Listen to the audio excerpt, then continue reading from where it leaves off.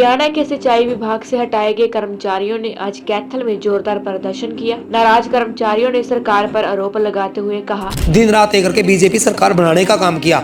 मुख्यमंत्री को बनते ही पहली कलम से इन कर्मचारियों को बाहर का रास्ता दिखाने का काम किया कि हमने ही इस सरकार को बनाने में अहम भूमिका निभाई थी, लेकिन अब सरकार ने हमें नजरअंदाज कर दिया। प्रदर्शनकारी कर्मचारियों ने कहा कि सरकार ने एक ही झटके में लगभग 2000 घरों के चूल्हे बुझा दिए। इन परिवारों के सामने रोजी रोटी का संकट खड़ा हो गया है।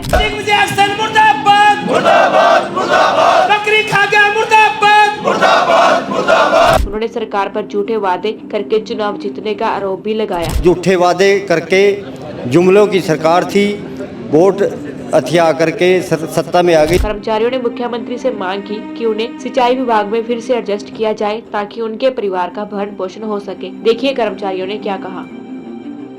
आज जो प्रदर्शन किए जा रहे हैं वो प्रांतीय कमेटी के आह्वान पर हमारा पहला प्रदर्शन कैथल से शुरू होकर हम उपायुक्त महोदय के माध्यम से मुख्यमंत्री के नाम कर्मचारियों की 21 सूत्रीय मांग पत्र को भिजवाने का काम करेंगे।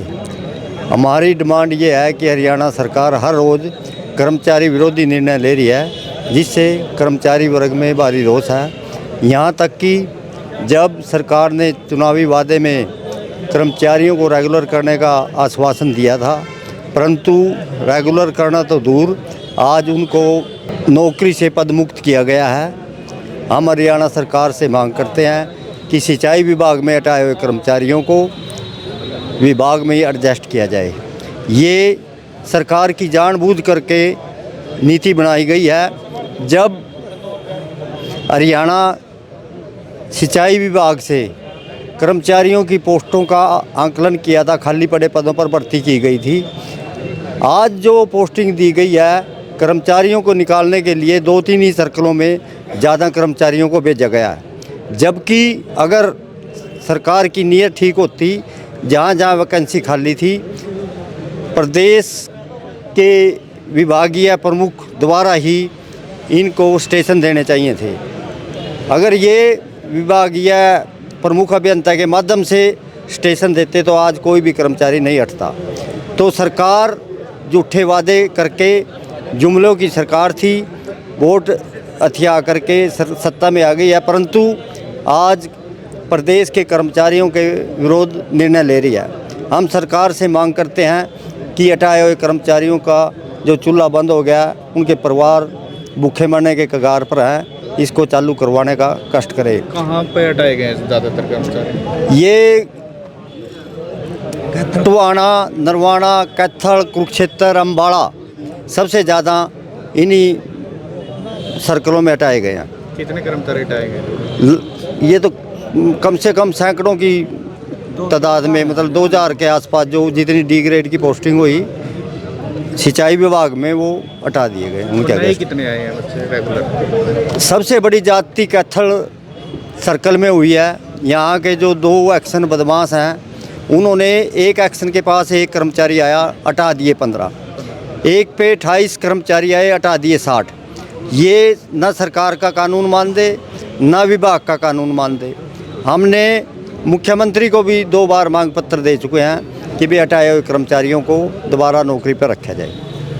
क्या नाम है? मैं कुलवंत शर्मा, प्रदेश अध्यक्ष Haryana government PWD mechanical worker union, registered number 41। Satyavan Mehra.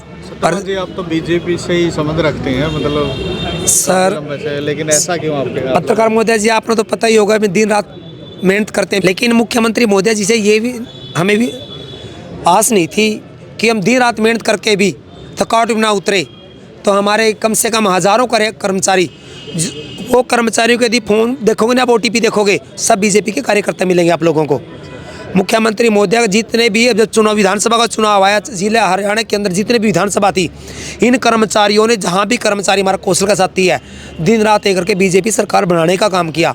मुख्यमंत्री को बनते ही पहली कलम से इन कर्मचारियों को बाहर का रास्ता दिखाने का काम किया, लेकिन हमें ये उम्मीद नहीं थी। वो कहावत सिद्ध होगी, भाई खेत बैठना खाओगी तो खेत करता रहेगा। मुख्यमंत्री महोदय जी यहाँ एक बार पीछे मोदी मन की बात थी, मोदी की मन की बात के लिए यहाँ पर आए हुए थे बीजेपी कार्यालय के अंदर। मैं अपने संगठन के साथ, हमारे प्रदेश के अध्यक्ष कुलवंत शर्मा जी के आदेश के अनुसार मुख्यमंत्री जी से मिला था। मुख्यमंत्री जी ने एक बात की थी, जितने भी डी ग्रुप के नए कर्मचारी आए हैं उनको ज्वाइन करवा के उसके बाद सभी कर्मचारियों को रजिस्ट किया जाएगा। मुख्यमंत्री का साथ आज तक भी कोई जवाब नहीं आया। मुख्यमंत्री जी, हम भी आपके अपने हैं, कोई बेगाने नहीं है, हमारे सब बेगानों जैसा व्यवहार कर रहा है। लेकिन मुख्यमंत्री जी की 2 दिन पहले स्टेटमेंट आई, पत्रकार जी एक भी कर्मचारी को वापस नहीं लिया जाएगा, भर्ती निकालेंगे, उसमें फार्म भरो।